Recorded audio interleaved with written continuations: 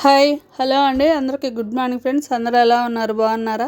ఈరోజైతే నాటుకోడితో 65 చికెన్ 65 అయితే చేస్తున్నానండి. చాలా అంటే చాలా బాగుండిద్ది, మంచిగా అయితే ఉడికిద్ది ఫ్రెండ్స్. మనం చక్కగా చికెన్ ఎట్లా చేసుకున్నారంటే నేను చెప్పే కొలతలతో అయితే చేయండి, మంచిగా అయితే కుదిరిద్ది. చాలా అంటే చాలా బాగుండేది. ఇప్పుడు మిక్సీ గిన్నె తీసుకొని అల్లం అయితే చిన్న అల్లం ముక్క అయితే వేసుకున్నాను, చిన్న చిన్న ముక్కలుగా అయితే వేసుకొని వెల్లుల్లి అయితే ఒక 4 అయితే వేసుకుందాము. లవంగాలు అయితే ఒక 3 అయితే వేసుకున్న తర్వాత అనాస పువ్వు, స్టార్ పువ్వు కూడా వేసుకోవాలి కొంచెం ఫ్లేవర్ కోసం. దాల్చిన చెక్క, ఒక ఇలాచి వేసుకొని కరివేపాకు అయితే ఒక 3 రెమ్మలు అయితే వేసుకున్నాను. కరివేపాకు వేసిన తర్వాత ధనియాలు, జీలకర్ర, మిరియాల పొడి అయితే 1 స్పూన్ అయితే వేసుకోండి. వేసిన తర్వాత పసుపు అయితే వేసుకుందాము, జస్ట్ కొంచెమే వేసుకోండి పసుపు వేసిన తర్వాత కారం కూడా ఒక 1/2 స్పూన్ అయితే వేసుకుందాము. దీంట్లో మనం ఎటువంటి కలర్ అయితే వేయటం లేదు.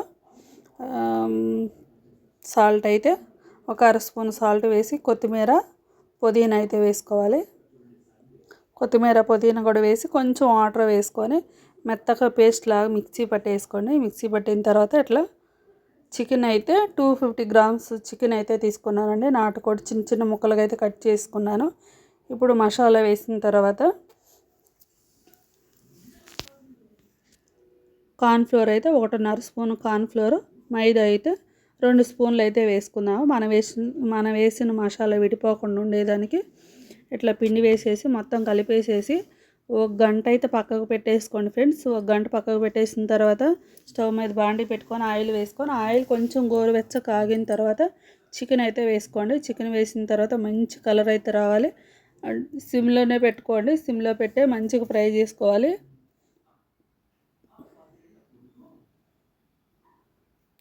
ఫ్రెష్గా తీసుకొచ్చారండి చికెన్ అనేది, కట్ చేపించి తీసుకొచ్చారు.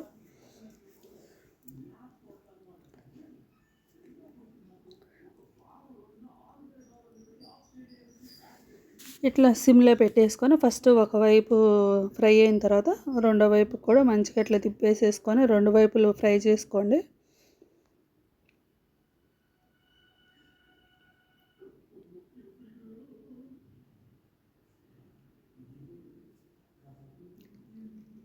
ఇట్లా 2 వైపులు ఫ్రై చేసుకొని మంచి కలర్ అయితే రావాలండి. మంచి కలర్ వచ్చిన తర్వాత ఇప్పుడు ఈ కలర్ వచ్చిన తర్వాత తీసేద్దాము. తీసేసి ప్లేట్లోకి అయితే వేసేసుకుందాము.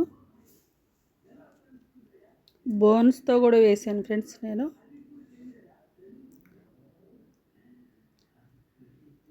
ఇప్పుడు రెండో వాయి కూడా వేసుకుందాము. రెండో వాయి కూడా వేసుకొని మంచి కలర్ వచ్చిన దాకా ఫ్రై చేసుకోవాలి. బోన్స్తో వేస్తేనే టేస్ట్ అనేది చాలా బాగుంటుందండి, కానీ చిన్న చిన్న ముక్కలుగా అయితే కట్ చేసుకోవాలి.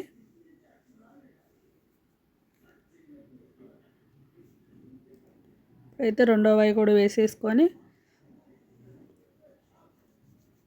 లాస్ట్ పిండి మిగిలిద్ది కదా, ఆ పిండి కూడా వేసాను లాస్ట్లో అయితే. ఇప్పుడైతే రెండో వాయి కూడా మంచిగా ఫ్రై అయింది. ఇంకా దింపేస్తాము అనంగా పచ్చిమిరపకాయలు ఒక 4, కరివేపాకు కూడా ఒక 3 రెమ్మల కరివేపాకు కూడా వేసేసుకొని మొత్తం ఒకసారి కలిపేసేసి ప్లేట్లోకి అయితే తీసేసుకుందాము. చూసారు కదా, ఇట్లా మంచిగా పచ్చిమిరపకాయలు, కరివేపాకు వేసుకుంటూ మంచి ఫ్లేవర్ అయితే ఉండేది ఫ్రెండ్స్. చాలా అంటే చాలా బాగుండేది. ఈ వీడియో నచ్చితే మాత్రం తప్పకుండా లైక్ చేయండి. వీడియో ఎవరైనా కొత్తగా చూస్తుంటే సబ్స్క్రైబ్ చేసుకోండి. మీరు కూడా ఒకసారి ట్రై చేయండి అండి, చాలా అంటే చాలా బాగుండేది. వీడియో అయితే ఇంతటితో ఎండ్ చేస్తున్నాను ఫ్రెండ్స్. అందరికీ బాయ్ అండి.